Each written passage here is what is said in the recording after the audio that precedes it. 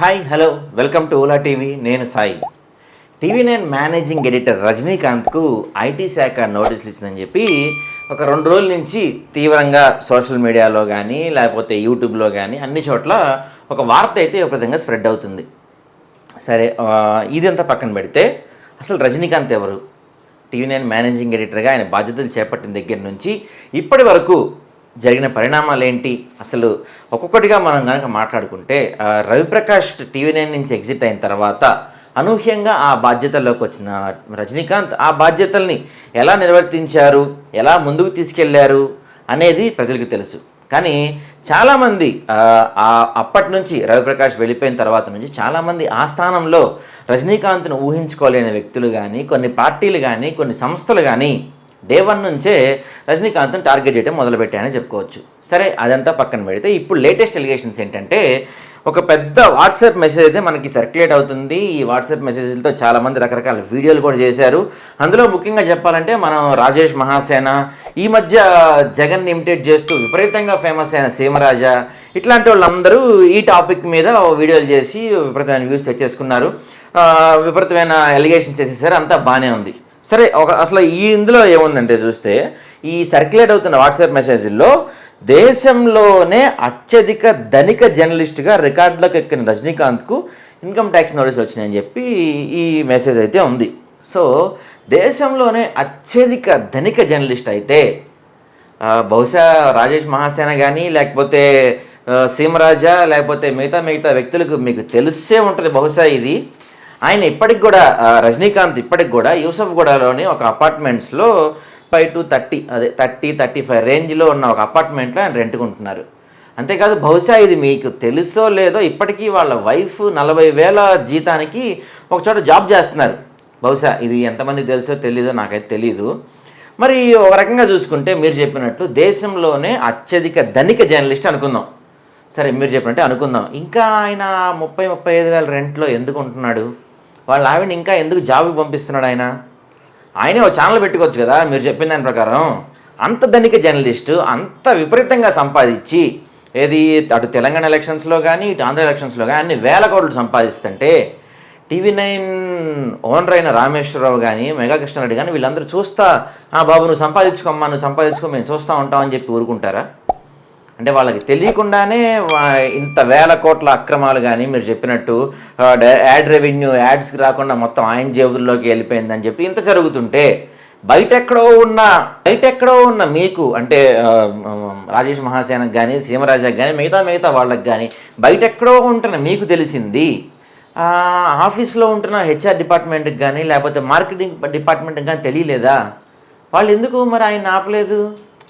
అంత వేల కోట్లు, లక్షల కోట్లు ఆయన సంపాదించేస్తుంటే మేనేజ్మెంట్ మరీ అంత పిచ్చిదా టీవీ9 మేనేజ్మెంట్ చూస్తూ ఊరుకునేది?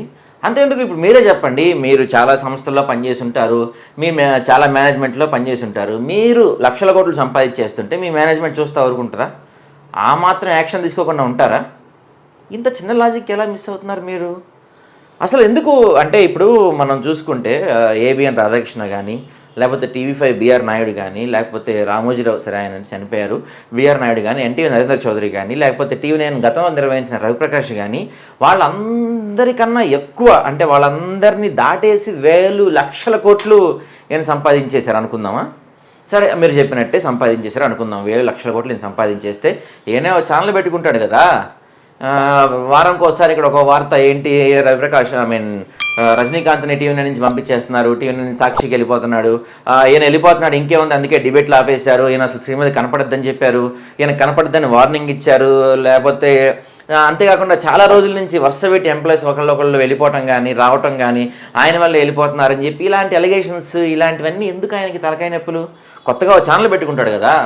అసలు ఇప్పుడు చాలామంది జర్నలిస్టులు కానీ, చాలామంది మీడియా సంస్థలు కానీ, వాళ్ళ ఓనర్స్ కానీ, వాళ్ళ మేనేజ్మెంట్ ఏ పార్టీకి స్టాండ్ తీసుకోమని చెప్తే, లేకపోతే ఏ లీడర్కి స్టాండ్ తీసుకోమని చెప్తే అది తీసుకుంటాం. ఎంప్లాయీస్ ఉద్యోగంలో భాగం తప్పదు. ఇవాళ రేపు జర్నలిస్టులు అందరూ కూడా ఏదో ఒక పార్టీకి డప్పు కొడుతున్న పరిస్థితి మనకు కనపడుతుంది. అటు వైసీపీకి కావచ్చు, టీడీపీకి కావచ్చు, జనసేనకి కావచ్చు, కాంగ్రెస్కి కావచ్చు, బీఆర్ఎస్కి కావచ్చు, అందరూ డబ్బులు కొట్టే పరిస్థితిలోనే ఉన్నారు. ఎవరు సొంతంగా శుద్ధపూసలు అయితే ఇక్కడ ఎవరు లేరు. అంతవరకు బాగానే ఉంది. మరి ఎందుకు పర్టికులర్గా ఈయన్నే టార్గెట్ చేశారు? రజనీకాంత్ చేసిన తప్పేంటి?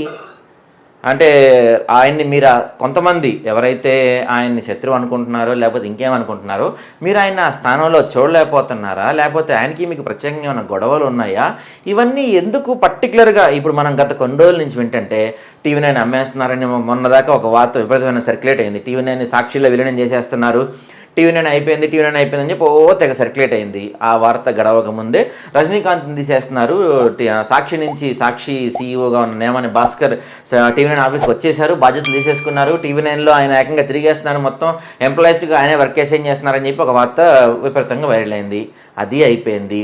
గత 2 రోజుల నుంచి చూస్తే అసలు ఎన్ని డిబేట్స్ చేయొద్దన్నారు, బిగ్ డిబేట్ కనపడద్దన్నారు, రజనీకాంత్ స్క్రీన్ మీద కనపడితే ఊరుకోనని చెప్పారని చెప్పి ఒక వార్త స్ప్రెడ్ చేశారు. అది అయిపోయింది. ఇప్పుడు లేటెస్ట్గా ఇన్కమ్ ట్యాక్స్.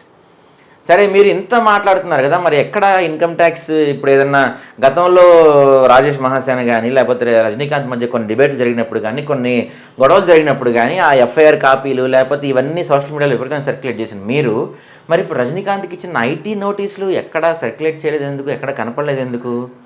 ఏ ఐటీ విభాగం కానీ, ఏ ఐటీ సంస్థ కానీ, ఏసీబీ అధికారులు కానీ ఎవరూ కూడా మేము టీవీ9 రజనీకాంత్కి నోటీసులు ఇచ్చాము అని చెప్పి ఎక్కడా ఒక స్టేట్మెంట్ కానీ, ఒక బయట కానీ కనపడలేదు ఎందుకు?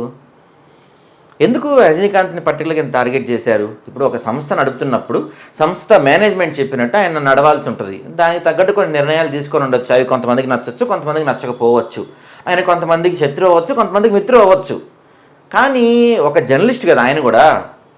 ఆయన మీద మీకు శత్రుత్వం ఉండొచ్చు, ఆయన మంచోడు అవ్వచ్చు, కాకపోవచ్చు. అది ఎవరి పర్స్పెక్షన్ వాళ్ళకు ఉంటుంది. కానీ ఎందుకు పర్టికులర్గా ఒక 2-3 సంవత్సరాల నుంచి పర్టికులర్గా ఆయన్నే టార్గెట్ చేస్తూ ప్రతి ఒక్క నెల రోజులకు ఒక ఇష్యూ తీసుకురావటం, వరుసగా వైరల్ చేయటం, టార్గెట్ చేయటం? ఇప్పుడు కూడా చూసా. ఇప్పుడు నేను మీకు ఇందాక చెప్పిన వాట్సాప్ మెసేజ్ రాగానే గబగబ 10-15 యూట్యూబ్ ఛానల్స్ దాని మీద స్టోరీలు చేసేసి ఆ వాట్సాప్ మెసేజ్ని హ్యాష్ట్యాగ్ పెట్టేసి టీవీ9 రజనీకాంత్కి ఐటీ నోటీసులు అంట, ఇంకేమన్నా ఆయన అరెస్ట్ చేస్తున్నారంట, ఆయన పంపించేస్తున్నారంట, అది అని చెప్పి విపరీతమైన వార్తలు వేసేసాయి. అంటే ఎందుకు మనం ఇంత కక్ష పెంచుకోవటం? ఇప్పుడు ఏబిఎన్ రాధాకృష్ణ కానీ, లేకపోతే బిఆర్ నాయుడు కానీ, లేకపోతే మన నరేంద్ర చౌదరి గారు కానీ, వీళ్ళు కూడా రకరకాల పార్టీలకు స్టాండ్లు తీసుకున్న వాళ్ళే కదా. మరి వాళ్ళెవరి మీద లేని వ్యతిరేకత, వాళ్ళెవరి మీద లేని ఇంత నెగిటివ్ పబ్లిసిటీ ప్రత్యేకంగా రజనీకాంత్ మీద ఎందుకు చేస్తున్నారు? ఇదైతే మాత్రం ఖచ్చితంగా మీరు ఆలోచించాలి. ఎందుకు ఇంత నెగిటివిటీ స్ప్రెడ్ చేస్తున్నారు అనేసి జనం అయితే చూస్తుంటారు. అయితే ఇక్కడ కొంతకాలం మీరు ఎన్ని అనుకున్నా ఏం జరిగినా టీవీ9 నెంబర్ 1గానే ఉంది. అప్పుడప్పుడు నెంబర్ 2లోకి వెళ్తుంది, నెంబర్ 1లోకి వస్తుంది. ఇదంతా పార్ట్ ఆఫ్ ఏ రేటింగ్స్ రేస్లో జరుగుతుంది, కామన్ ఇదంతా. ఎందుకు పర్టికులర్గా ఆయన్ని టార్గెట్ చేసి ఇంత చేస్తున్నారు? ఆయన కొన్ని తీసివేతలు చేసి ఉండొచ్చు, లేకపోతే కొన్ని కూడికలు చేసి ఉండొచ్చు. అవి కొంతమందికి నచ్చుండొచ్చు, నచ్చకపోవచ్చు. దాన్ని ఒక్కటే బేస్ చేసుకొని ఇలా పర్టికులర్గా ఒక పర్సన్ని టార్గెట్ చేయటం అయితే ఖచ్చితంగా తప్పనే చెప్పచ్చు. అంతేకాకుండా నిజంగా మీరు అన్నట్టు ఇంత జరుగుతుంటే, ఇన్ని వేల కోట్ల అక్రమంగా ఆయన సంపాదిస్తుంటే, టీవీ9 గ్రూప్స్ చైర్మన్ రామేశ్వరరావు కానీ, లేకపోతే కృష్ణారెడ్డి కానీ వీళ్ళందరూ చూస్తూ ఊరుకుంటారా?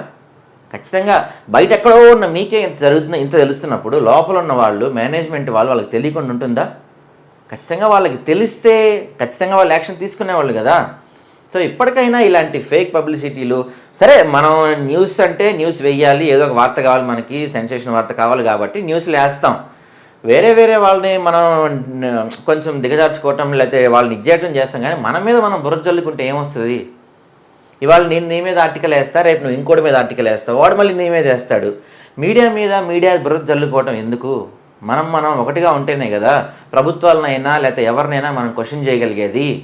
చివరికి నేను చెప్పొచ్చేది ఏంటంటే, ఎన్ని గొడవలున్నా ఎన్నున్నా మనం కొట్టుకుందాం, తెర వెనక కొట్టుకుందాం, తెర వెనక తిట్టుకుందాం, తెర వెనక చంపుకుందాం. అంతేగాని తెరపైకి వచ్చేసి ఇలా పర్టికులర్గా మొన్నటి వరకు రవిప్రకాష్ని టార్గెట్ చేస్తూ కొన్ని వార్తలు వచ్చాయి, ఇప్పుడు రజనీకాంత్ని టార్గెట్ చేస్తూ కొన్ని వార్తలు వచ్చాయి. ఎందుకు మన మీద బుర్రలు ఎందుకు చల్లుకోవాలి?